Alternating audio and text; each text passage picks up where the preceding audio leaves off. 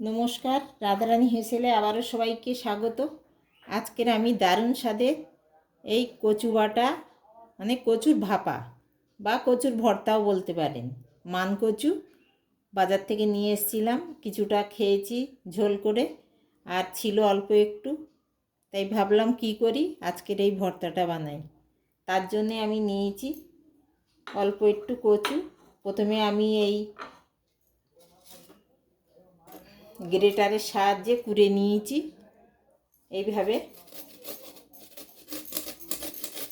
এবার একটু আমি এটাকে বেটে নেব মিহি করে। এটাকে আমি একটা মিক্সিং বোলের মধ্যে দিয়ে আমি বেটে নেব ভালো করে। আর এতে দেবো একটু সর্ষে, পোস্ত আর কাঁচা লঙ্কা। তার জন্যে এই 2 চামচ মতন সাদা সর্ষে নিয়েছি, পোস্ত নিয়েছি 2 চামচ, 4টে কাঁচা লঙ্কা নিয়েছি, আর অল্প একটু লবণ আর তেল লাগবে। প্রথমে আমি এগুলোকে সব বেটে নিই। আমার সমস্ত কচুগুলো বেশ আমি সুন্দর করে দেখুন বেটে নিয়েছি। আর এখানে সর্ষে, পোস্ত, কাঁচা লঙ্কাও আমি বেটে নিয়েছি।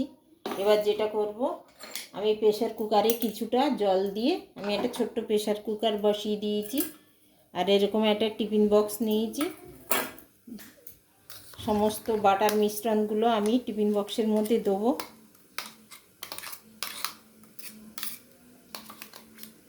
যদি গালে লাগাও কচু হয়, এইভাবে একবার ভাপা করে খেয়ে দেখবেন। এ কিন্তু দারুণ স্বাদের হয় আর গালেও লাগে না। যদিও আমার এই কচুটা ভালো, এটা কোনো গালে লাগা কচু নয়। এই আমি রান্না করেও একদিন খেয়েছি, খুবই সুন্দর গলেও যায়, কিন্তু অল্প থাকার জন্য আর আমি রান্না করলাম না। এটা এইভাবে ভাপা করে খেয়ে নেব।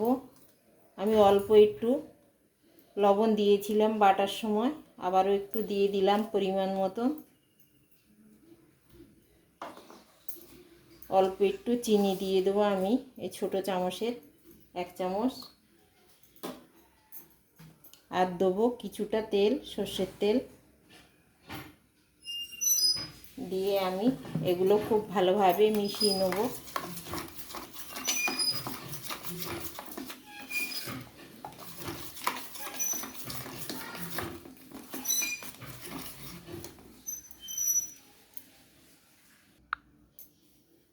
খুব সুন্দরভাবে আমি মিক্স করে নিয়েছি। এবার আমি একটা কাঁচা লঙ্কা দিয়ে দেবো, কারো যদি একটু ঝালের বেশি প্রয়োজন হয়। আমি একটা আন্দাজ মতন দিয়েছি, তাও একটা দিলাম। আর আবারও একটু তেল দিয়ে দেবো।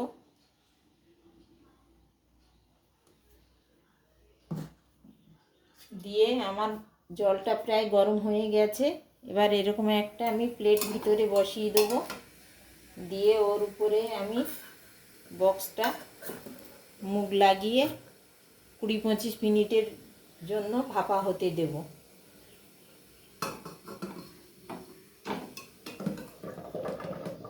দেখবেন জল কিন্তু খুব বেশি দেওয়া যাবে না। প্রেসার কুকার টিফিন বক্সের উপরে যেন উঠে না যায় জলটা, সেদিকে লক্ষ্য রাখতে হবে। দিয়ে আমি এবার প্রেসার কুকারের ঢাকনাটা আটকে দেবো।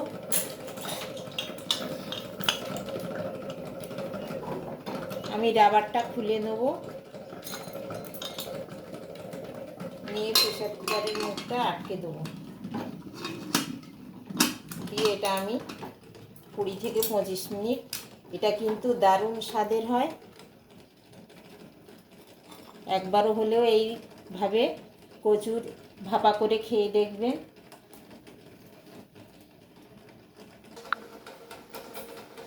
আমার প্রায় 25 মিনিট মতন হয়ে গেছে।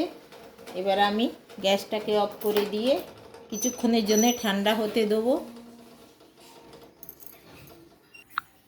বেশ কিছুক্ষণ হয়ে গেছে, এবার আমি ঢাকনাটা খুলে দেবো।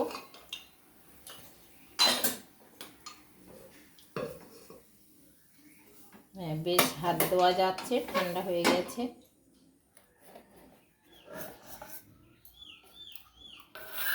দেখুন সুন্দর, কত সুন্দর দেখাচ্ছে। এটা কিন্তু গরম ভাতের সঙ্গেই খেতে হবে। এটা কিন্তু দারুণ স্বাদের হয়। একবারও হলেও এই কচু বাটার এই ভাপাটা করে খেয়ে দেখবে, আশা করি খুবই ভালো লাগবে। সবাই ভালো থাকুন, সুস্থ থাকুন, দেখা হবে আবার পরের কোনো ব্লগে।